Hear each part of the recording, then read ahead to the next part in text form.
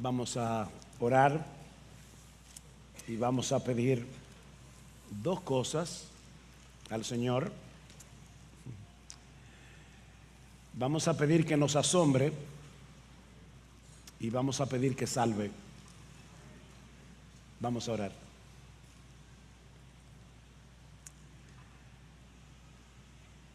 Padre, ciertamente no hay un milagro más grande que el nacimiento de Jesús. Ninguna de tus obras es más sorprendente que la unión de dos naturalezas en la persona de tu Hijo. Y es por eso, Señor, que no hay un ser más sorprendente que Jesús. Tristemente, Padre, reconocemos delante de ti que muchas veces nos acostumbramos de cosas que deberían maravillarnos. Y por eso ahora te pedimos, Padre bueno, que vengas por tu Espíritu y por medio de tu palabra abras los ojos de nuestra fe para que nosotros hoy podamos contemplar a Cristo en su gloria. Y si Él nos maravillaba, que hoy nos maraville más. Pero también te rogamos, Señor, por aquellos que están en medio nuestro, entretenidos con muchas cosas que distraen su atención del verdadero tesoro que es Jesús.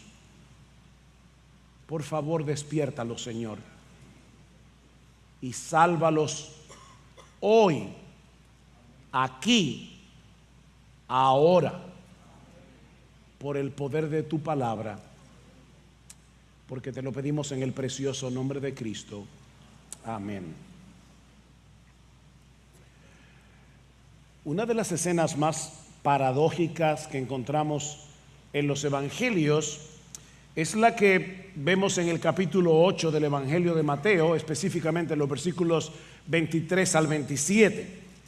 Luego de un día sumamente agotador, el Señor sube a la barca con sus discípulos para pasar al otro lado del mar de Galilea, improvisa una cama en la popa de la barca y se queda profundamente dormido.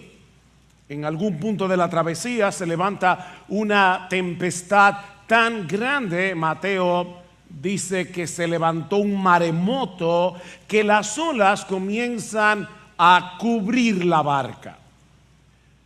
Pero Jesús está tan exhausto que ni el movimiento de la barca, ni el ruido de la tormenta, ni el griterío de los apóstoles pueden despertarlo. En su desesperación, los discípulos comienzan a gritar: Señor, sálvanos, que perecemos. Y esta vez, por fin, Jesús abre los ojos, contempla a sus aterrados discípulos y les dice en tono de reproche: ¿por qué teméis, hombres de poca fe? Yo no sé honestamente qué pudo haber pasado por la mente de los apóstoles en este momento, pero déjenme especular un poco. Tal vez fue algo como esto: ¿cómo que por qué tenemos temor? ¿Qué pregunta? El cielo se nos está cayendo encima, la barca se está llenando de agua, tú estás profundamente dormido. ¿Acaso no tenemos todas las razones del mundo para tener miedo? Pero entonces ocurre algo sorprendente. Es la parte realmente sorprendente de esta historia.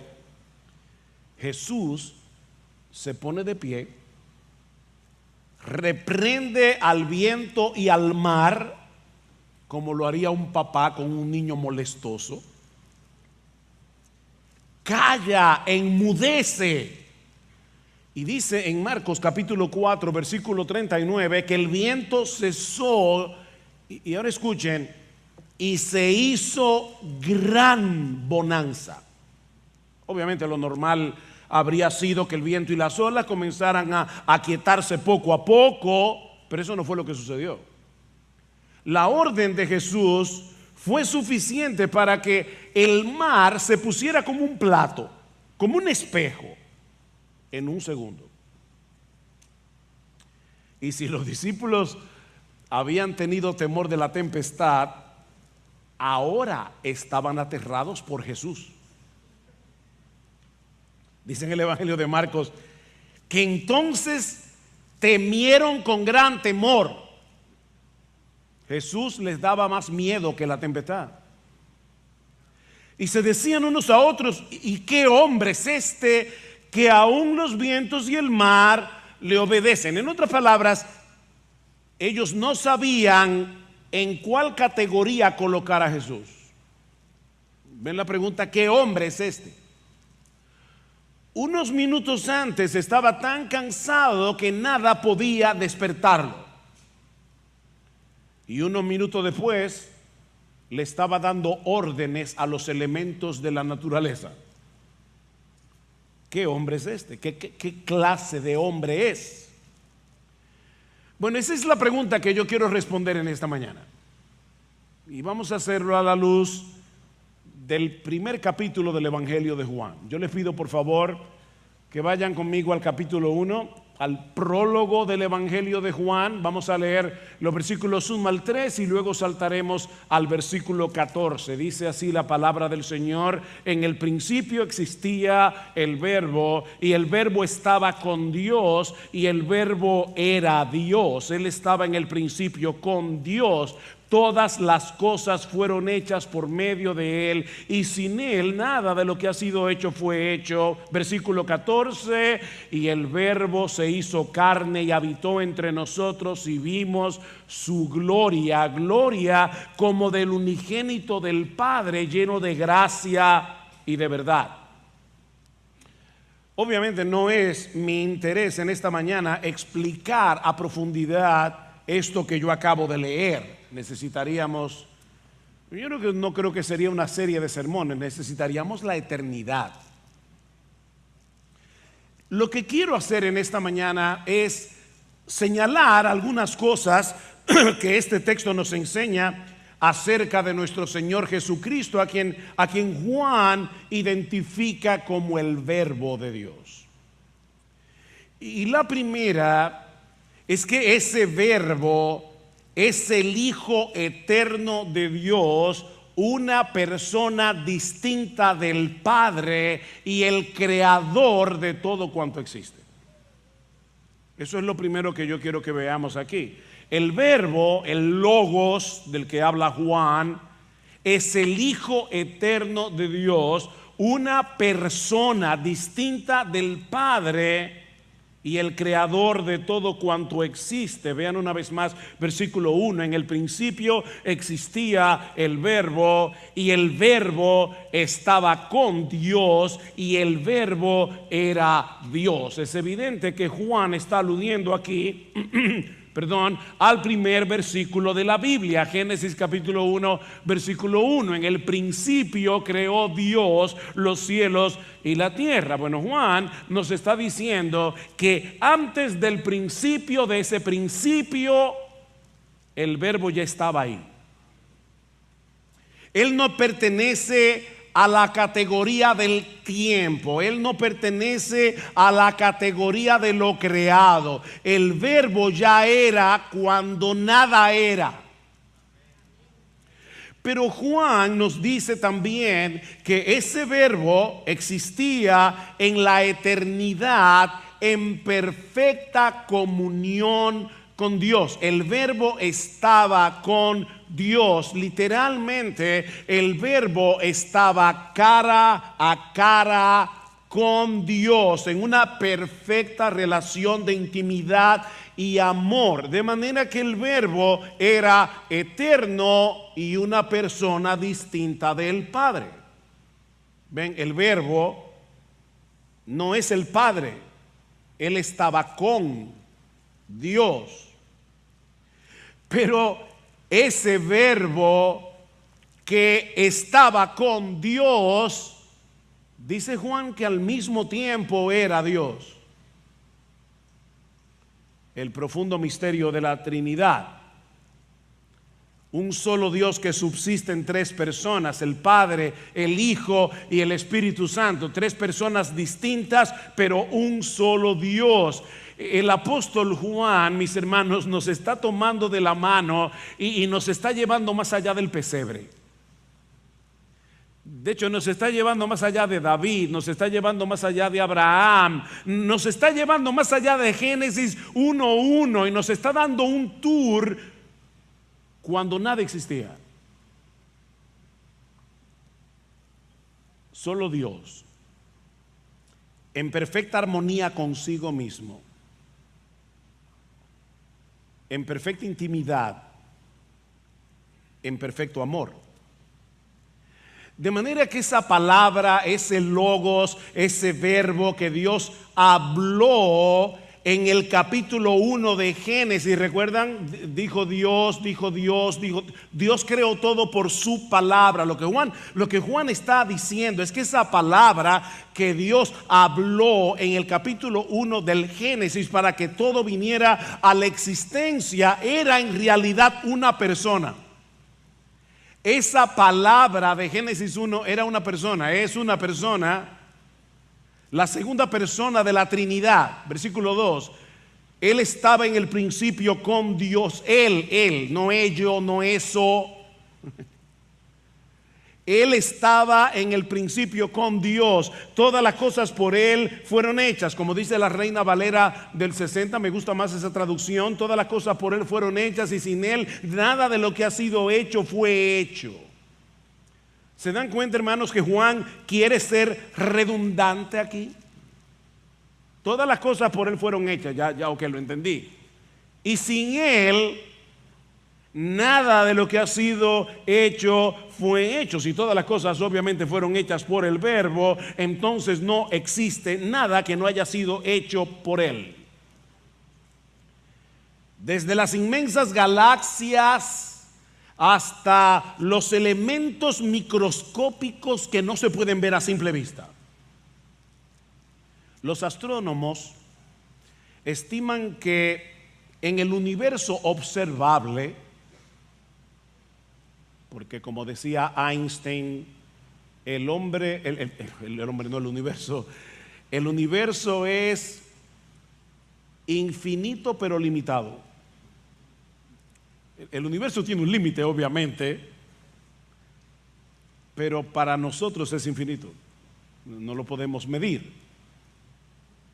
Bueno, los astrónomos estiman que en este universo observable existen al menos unas 100,000 millones de galaxias en el observable.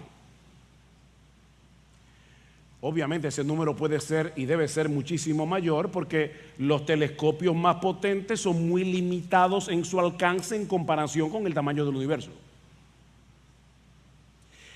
Y solo en nuestra galaxia, es decir, la Vía Láctea, se estima que hay alrededor de entre 100,000 y 400,000 millones de estrellas, solamente en la nuestra. ¿Y saben lo que dice el Salmo 147:4? Que Cristo conoce cada una de esas estrellas y le puso nombre. Son sus mascotas.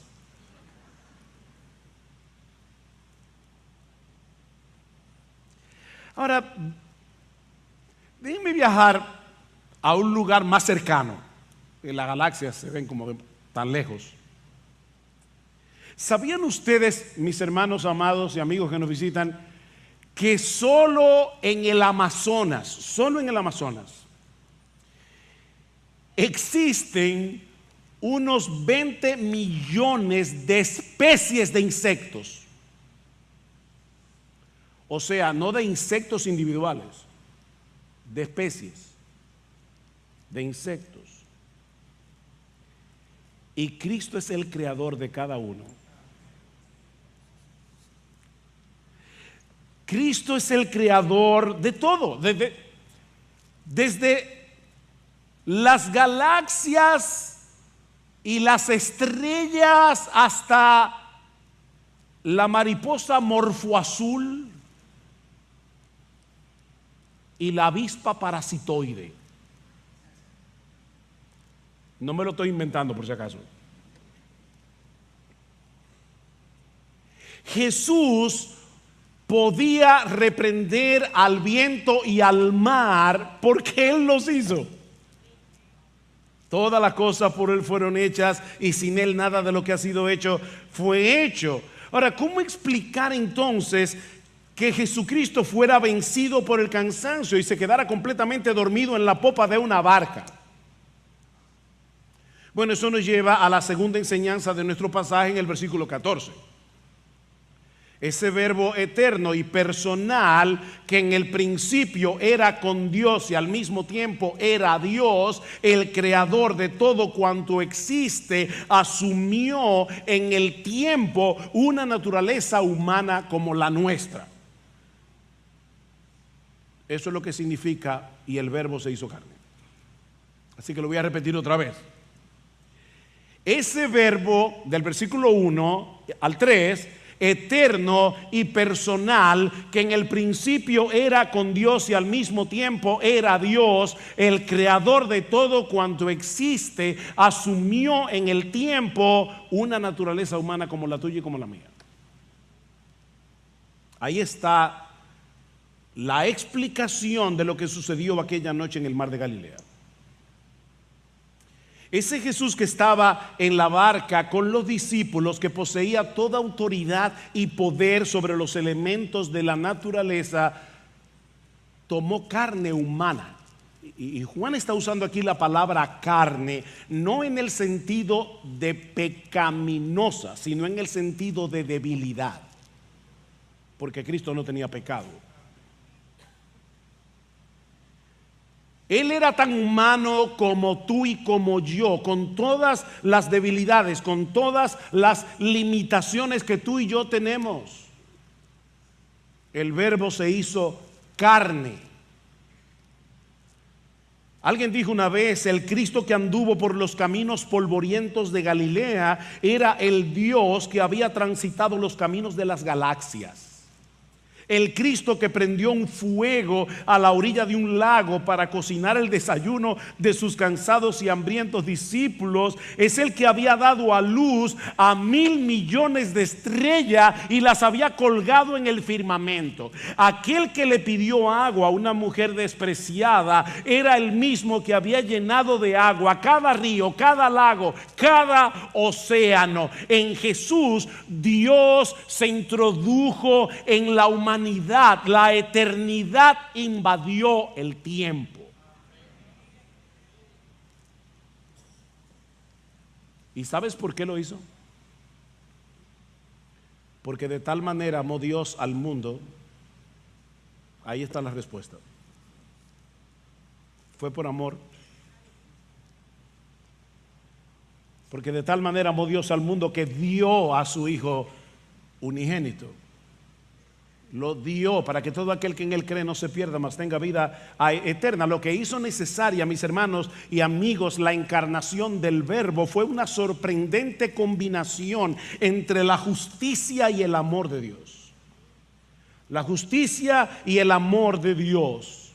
El Dios infinitamente justo en su amor quiso salvar a un grupo de hombres y mujeres que merecían todo el peso de su ira, y lo hizo de tal manera que su justicia quedó intacta.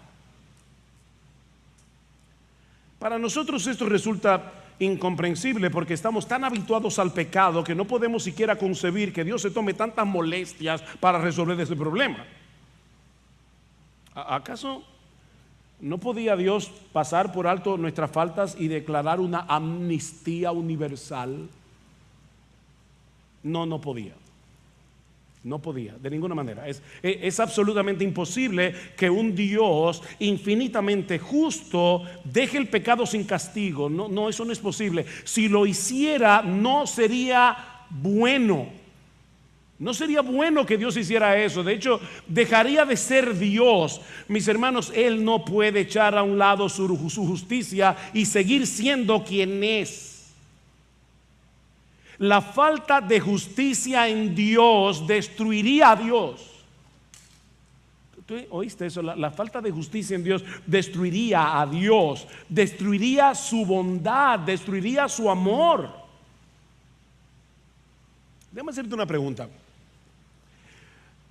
Honestamente, ¿te gustaría que los jueces dominicanos declararan mañana una amnistía general, liberaran a todos los criminales que están presos y decidieran pasar por alto todos los cargos de todos los que sean acusados de corrupción de ahora en adelante? ¿Qué te parece? Qué buenos serían esos jueces, ¿no? En lo más profundo de nuestro ser, todos quisiéramos vivir en un país donde nadie se salga con la suya, ¿no es así? Donde los malhechores se sientan temor de infringir la ley. Mis hermanos, cuando las autoridades de una nación no castigan a los transgresores, están desprotegiendo a la ciudadanía. Un país sin justicia es un país caótico. Bueno, llevemos esto a una escala mayor. ¿Se imaginan lo que sería la vida en este mundo si la historia humana no concluyera en un juicio? De este lado de la eternidad, muchos delitos quedan impunes porque la justicia humana nunca será perfecta. Ningún juez terrenal es infalible cuando juzga, y lamentablemente aquí se compran sentencias. Pero algún día habrá justicia en este mundo. Algún día habrá justicia.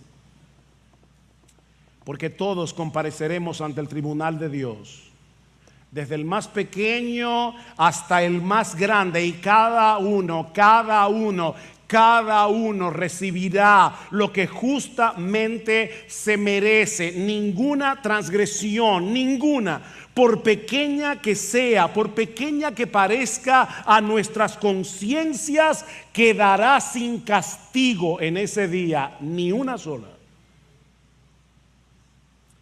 Dice en Hebreos capítulo 4 versículo 13 que todas las cosas están desnudas y abiertas a los ojos de aquel a quien tenemos que darle cuenta. Compareceremos ante un juez que conoce nuestras vidas hasta el más ínfimo detalle. Él no necesita de pruebas, Él no necesita de testigos, porque Él estaba ahí cuando tú pecaste.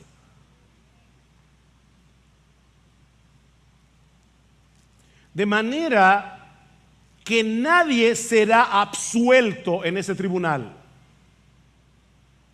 a menos que, y gloria al Señor por ese a menos que, la justicia de Dios haya sido plenamente satisfecha a nuestro favor por alguien calificado. Por eso el Verbo se hizo carne. Ahí está la respuesta. Para que el Dios de toda justicia pudiera mostrar su amor salvando a criaturas pecadoras sin dejar de ser justo. Dice en Romanos capítulo 6 versículo 23 que la paga del pecado es la muerte. Ese es el miserable salario que el pecado merece. De manera que alguien perfectamente santo, infinitamente valioso, tenía que morir en nuestro lugar. En otras palabras, solo Dios mismo podía salvarnos. Solo Dios mismo podía pagar nuestra deuda. Pero Él no podía hacerlo porque Dios no muere. Por eso Dios se hizo hombre.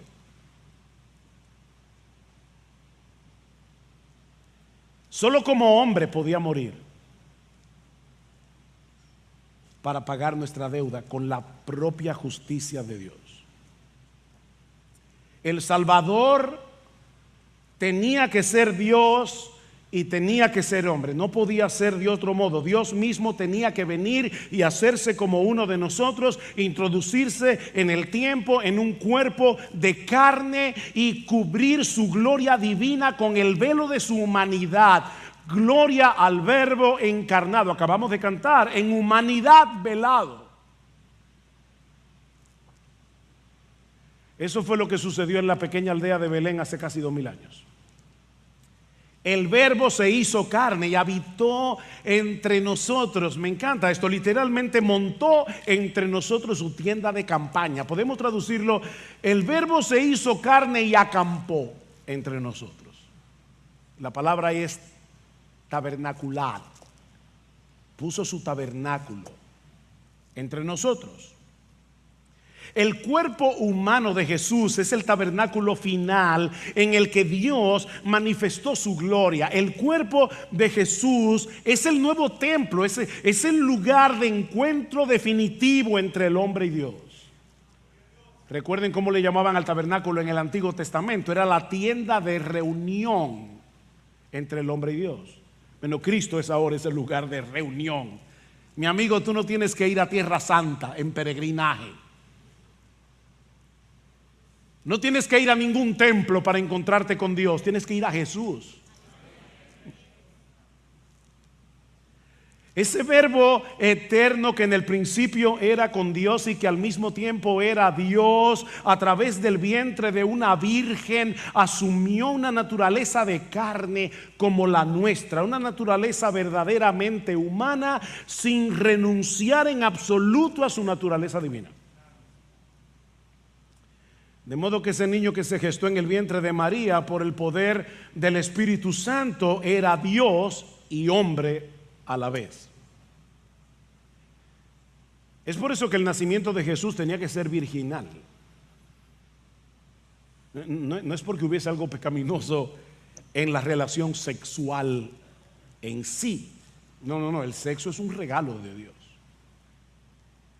que no tiene en sí mismo nada de pecaminoso siempre que se disfrute dentro del contexto del compromiso matrimonial, como dice en Hebreos capítulo 13 versículo 4. El sexo es un regalo de Dios.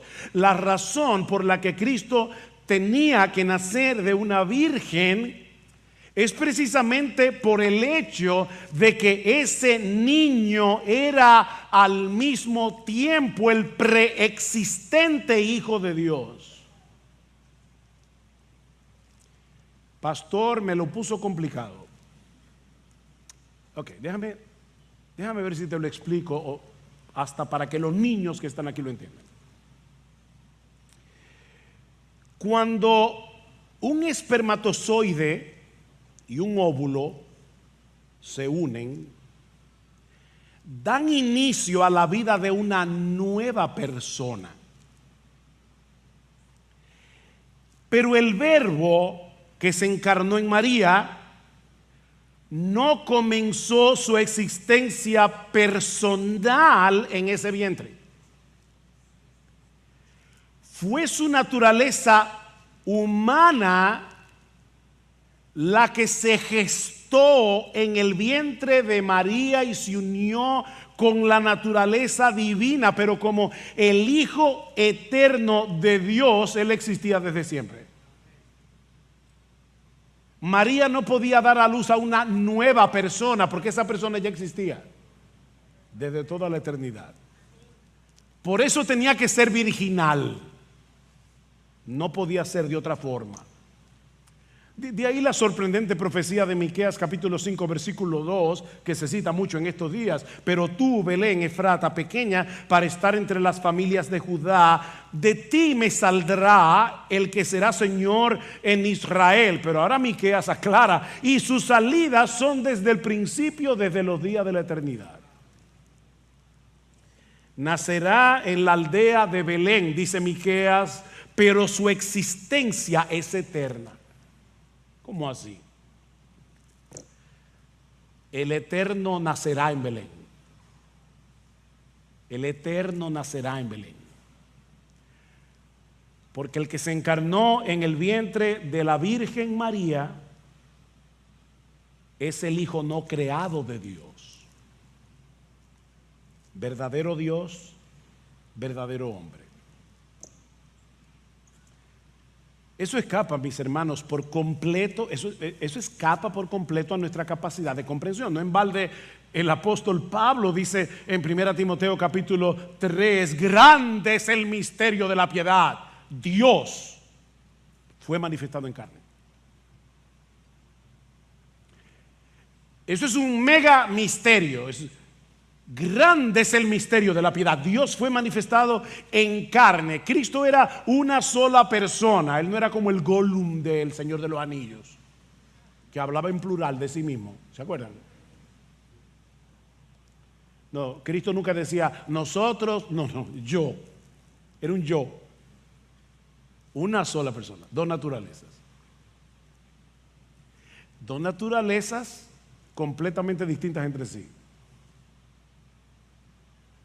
Dios es todopoderoso, el hombre no lo es. Dios lo sabe todo, el conocimiento del hombre es limitado. Dios está en todas partes a la vez, el hombre está confinado en el tiempo y en el espacio. ¿Cómo puede ser entonces que un individuo posea esas dos naturalezas y aún así continuar siendo una sola persona?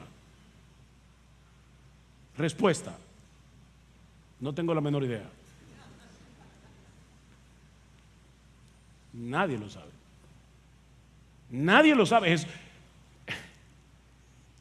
Jesús es lo más extraordinario que alguna vez haya pisado esta tierra. Una sola persona, dos naturalezas. Pero mis hermanos, esa realidad es evidente en todo el ministerio terrenal de Jesús. Puede caer exhausto en la popa de una barca y luego calmar el mar en tempestad. Asciende a los cielos cuando concluye su obra. O sea, Jesús físicamente está en el cielo, en un solo lugar a la vez, en un solo lugar. Todavía la naturaleza humana de Jesús sigue siendo humana, aunque glorificada. Jesús en su naturaleza humana está en un solo lugar ahora mismo, a la diestra del Padre. Y al mismo tiempo ha prometido estar con nosotros todos los días hasta el fin del mundo. Verdadero Dios, verdadero hombre. Pero hay algo más en nuestro texto. Una tercera enseñanza. Hoy mis puntos son larguísimos. Los que están tomando nota van a pasar mucho el trabajo.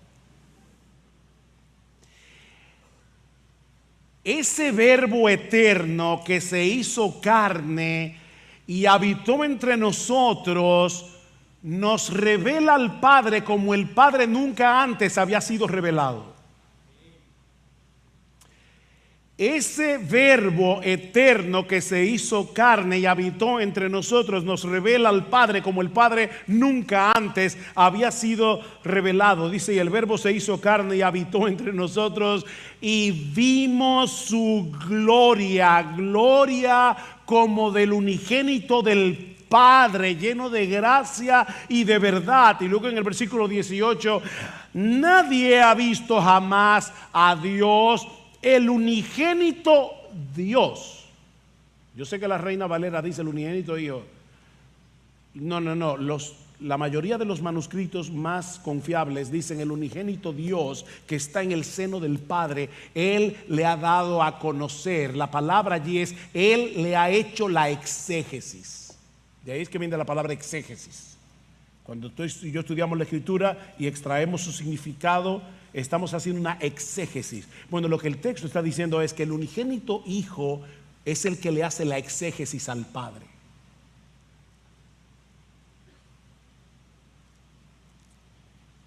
Vimos su gloria, dice Juan. Y Juan parece estar aludiendo aquí al monte de la transfiguración. ¿Recuerdan cuando por un instante Cristo permitió que los discípulos que estaban con él, Pedro, Juan, Santiago, vislumbraran algunos destellos de su gloria divina por un momento? Pero personalmente creo que lo que Juan nos está diciendo aquí es mucho más profundo y definitivamente mucho más consolador. En Cristo los discípulos vieron en forma corporal la manifestación más gloriosa de la gracia y de la fidelidad de Dios. Ven, el texto dice gloria como del unigénito del Padre. Y Juan, ¿cómo fue que vimos esa gloria? ¿Cómo fue que ustedes vieron esa gloria? Porque Él es lleno de gracia y de verdad. ¿Ustedes recuerdan cuando Moisés le pidió a Dios que le mostrara su gloria en Éxodo capítulo 33? Dios respondió su petición proclamando su nombre delante de Moisés, es decir, dándole una revelación de su carácter. Lo voy a leer en la Reina Valera de nuevo. Jehová, Jehová, fuerte, misericordioso y piadoso, tardo para la ira, grande en misericordia y verdad, que guarda misericordia a millares, que perdona la iniquidad, la rebelión y el pecado, y que de ningún modo tendrá por inocente al culpable, al malvado. Dios pudo haberle dicho muchas cosas a Moisés para mostrarle que Él es glorioso. Él venció a Faraón para libertar a su pueblo. Él abrió el Mar Rojo en dos. Él hizo que saliera agua de una roca. Pero no hay nada de eso aquí. ¿Sabes en qué consiste mi gloria, Moisés? En que yo soy un Dios misericordioso y fiel, tardo para la ira, grande en misericordia y verdad. Esa fue la gloria divina que se hizo visible en el Verbo encarnado. Pero como Moisés jamás soñó que esa gloria podía ser vista. Versículo 16.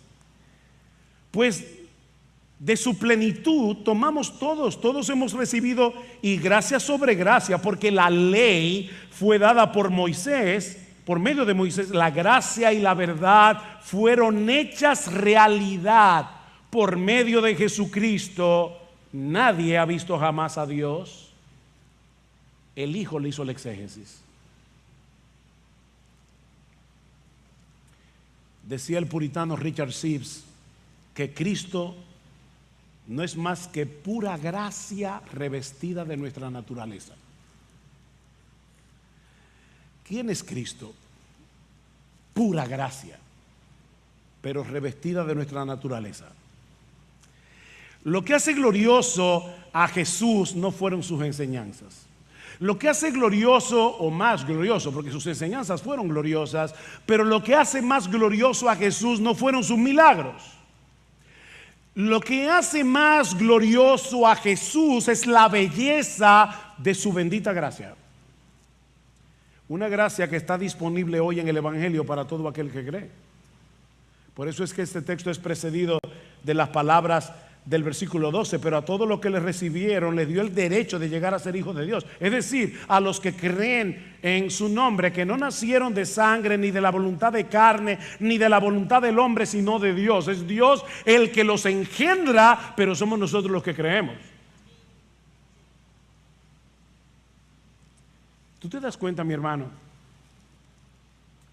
que si Dios te abrió los ojos y te atrajo a Cristo en arrepentimiento y fe,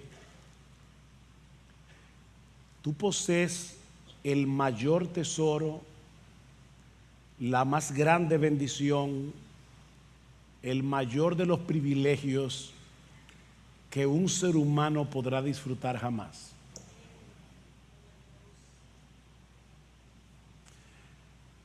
Mira, yo no sé las tribulaciones y aflicciones que tú puedas estar experimentando en este momento. Si tú conoces y tienes relación e intimidad con ese Verbo que se hizo carne, tú no eres digno de lástima.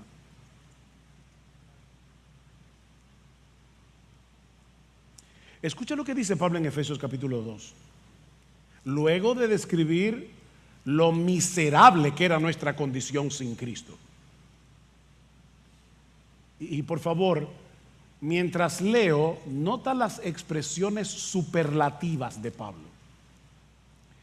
Pero Dios, nosotros éramos unos miserables todos, pero Dios, que es rico en misericordia, Él no es misericordioso, no. Él es rico en misericordia.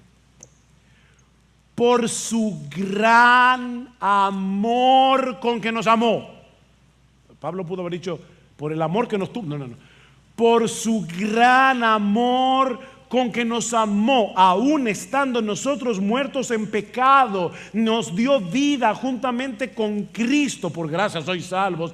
Y juntamente con Él nos resucitó. Y asimismo nos hizo sentar en los lugares celestiales con Cristo Jesús. ¿Saben para qué? Para mostrar en los siglos venideros las abundantes riquezas de su gracia en su bondad para con nosotros en Cristo Jesús.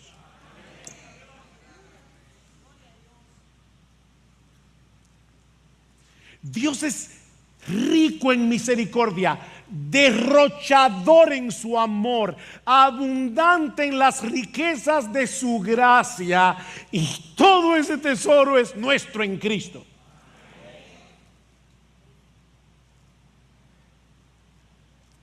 A pesar de nuestros pecados y debilidades que todavía cometemos.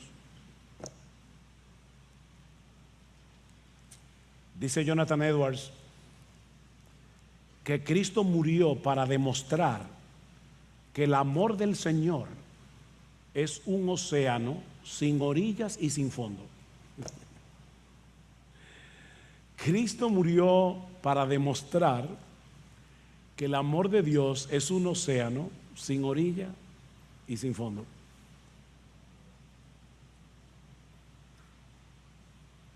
Es un océano insondable de gracia en el que estamos sumergidos por causa de Jesús, porque de su plenitud tomamos todos, y gracia sobre gracia, sobre gracia, sobre gracia. Alguien dijo una vez: mi amigo, si tú estás aquí en esta mañana y tú no tienes a Cristo, escucha esto. Y si tú estás aquí en esta mañana y tienes a Cristo, escucha esto. El Evangelio es la invitación a permitir que el corazón de Cristo nos colme de alegría, porque ya hemos sido encontrados, rescatados e incluidos. De paso, esta palabra está de moda. Esto es verdadera inclusión.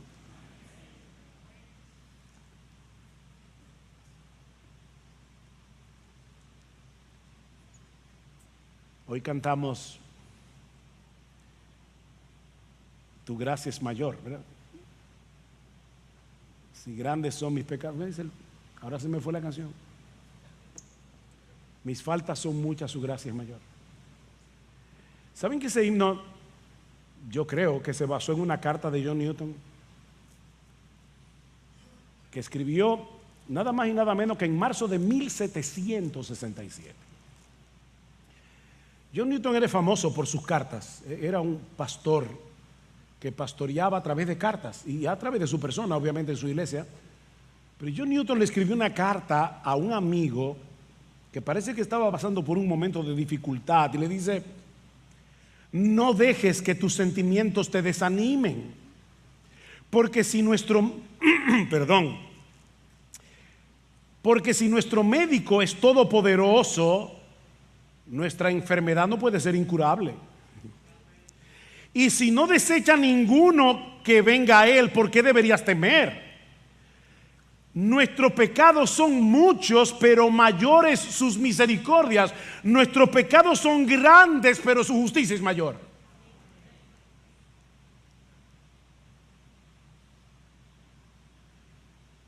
Mis faltas son muchas, su gracia es mayor. Creyente, no huyas de Dios. El diablo quiere que tú huyas de Dios. El diablo quiere hacerte dudar del amor de Dios. El diablo quiere que te sientas desechado de Dios. Pero eso no puede pasar, porque el Verbo se hizo carne, lleno de gracia y de verdad. Y Juan no quería que nosotros tratáramos de interpretar qué tenía eso que ver con nosotros. Así que él dice, y de esa plenitud, ven, él es lleno de gracia y de verdad. Y por si acaso te lo estás preguntando, de esa plenitud tomamos todos gracia sobre gracia. Y si tú estás aquí sin Cristo en esta mañana, mi amigo, recuerda que la gracia se hizo carne en Jesucristo y está disponible para ti hoy, si vienes a Él en arrepentimiento y fe. Él es el punto de encuentro entre el hombre y Dios. Él es el tabernáculo definitivo en el que Dios manifiesta su presencia salvadora para todo aquel que cree. Mi amigo,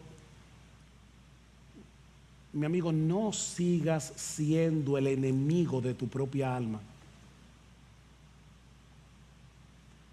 No te sigas haciendo tanto daño. No seas tan necio. Y créeme que te digo necio con cariño,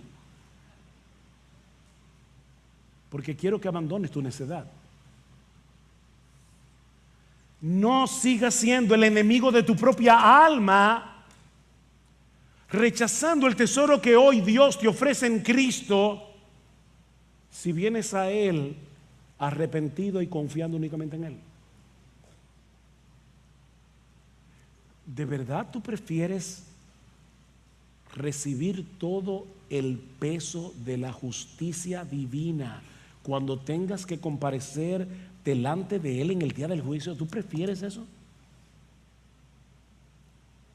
¿O recibirás por la fe a ese Verbo que se hizo carne por amor a pecadores, lleno de gracia y de verdad?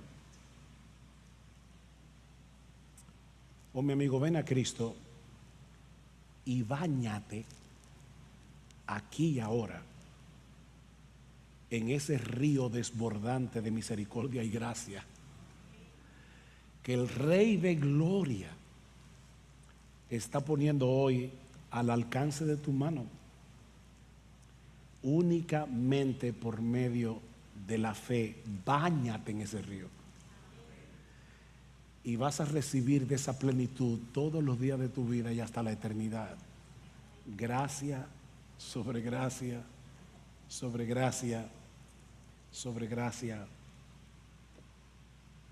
Vamos a orar.